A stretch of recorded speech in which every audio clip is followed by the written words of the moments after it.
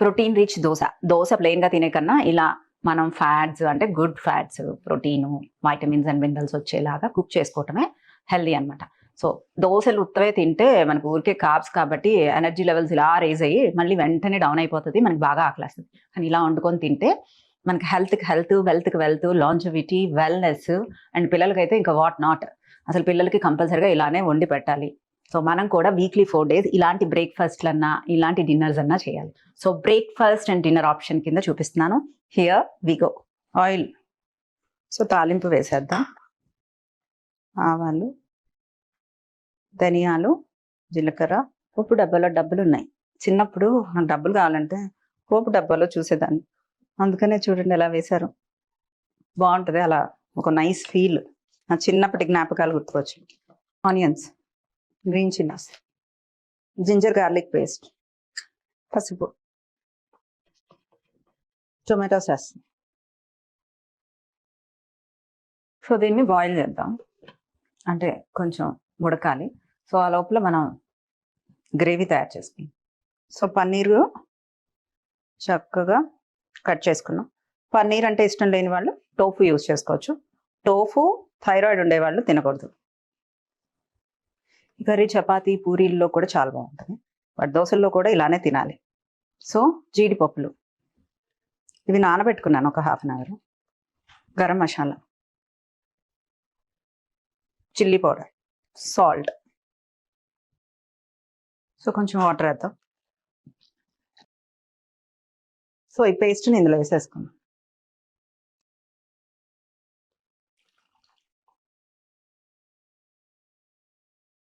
కొంచెం దీన్ని స్మాష్ చేసుకోవాలి, ఎందుకంటే చాలా మందికి గ్యాస్ట్రిక్ ఇష్యూ వస్తూ ఉంటుంది.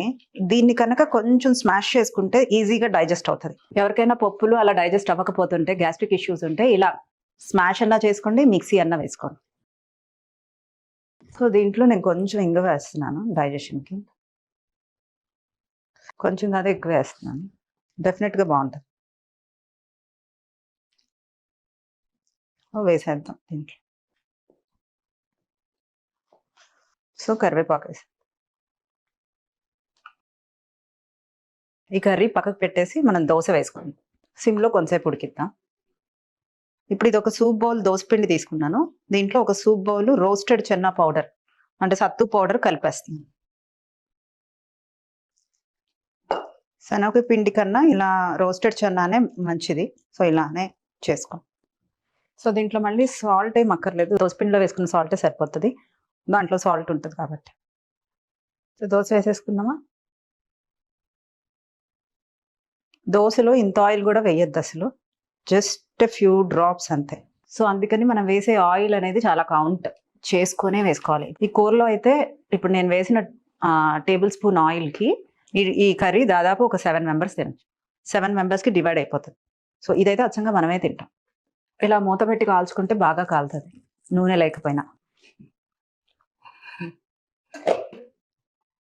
చూడండి ఎంత బాగా వచ్చేసిందో. ఆయిల్ వేస్తేనే వచ్చింది అనుకుంటారు, కాదు, ఇలా కూడా వస్తుంది. అండ్ ఈ దోశ కూడా చాలా టేస్టీగా ఉంటుంది. సో తినేద్దామా. చూడండి ఎంత బాగా వచ్చేస్తుంది. ఆయిల్ వేస్తేనే టేస్ట్ అనుకోవద్దు, ఇప్పుడు ఇది చాలా టేస్ట్ ఉంటుంది. సో కర్రీ వేసేసుకుందామా. ఈ కర్రీలో అంటే మన ఒక్కొక్క మీల్కి కావాల్సిన ప్రోటీన్ అందాలి అంటే ఈ కర్రీలో ప్రోటీన్ ఉండాలి, ఈ దోశలోనూ ఉండాలి. ఇడ్లీ దోశలు తిన్నా ఇలా తినాలి. తినేద్దామా. చికెన్ తింటున్న ఫీలింగ్ ఉంది. సో ఫైబర్కి ఫైబరు, ప్రోటీన్కి ప్రోటీను, ఫ్యాట్స్ అన్నీ ఉన్నాయి. సో ఇప్పుడు మనం మార్నింగ్ ఇది తిన్నా కూడా మనకి త్వరగా ఆకలి అవ్వదు. నైట్ టైం కూడా చాలామంది నేను తక్కువ తింటాను, నేనేమీ తిన్ను, నేను నైట్ 6కి డిన్నర్ ఆపేస్తాను, అయినా వెయిట్ తగ్గట్లేదు, అయినా నా డయాబెటీస్ కంట్రోల్ అవ్వట్లేదు, నాకు ఫ్యాట్ లాస్ అవ్వట్లేదు, నా థైరాయిడ్ కంట్రోల్లోకి రావట్లేదు అంటారు. ఎన్నింటికి తింటున్నాము అనేది కూడా ఇంపార్టెంటే, ఏం తింటున్నాము అనేది కూడా ఇంపార్టెంటే. ఇలాంటివి తింటే హెల్త్ బెనిఫిట్స్ చాలా ఉంటాయి. కార్బ్స్ ఉన్నాయి, మనం మళ్ళీ కార్బ్స్ స్టాప్ చేయట్లేదు. కార్బ్స్ తిన్నా బ్లడ్ షుగర్స్ రేజ్ అవ్వవు ఇలా తింటే. సో మీరందరూ చేసుకుంటారు అని చూపిస్తున్నాను. So save it, share it and enjoy it. Thank you for watching.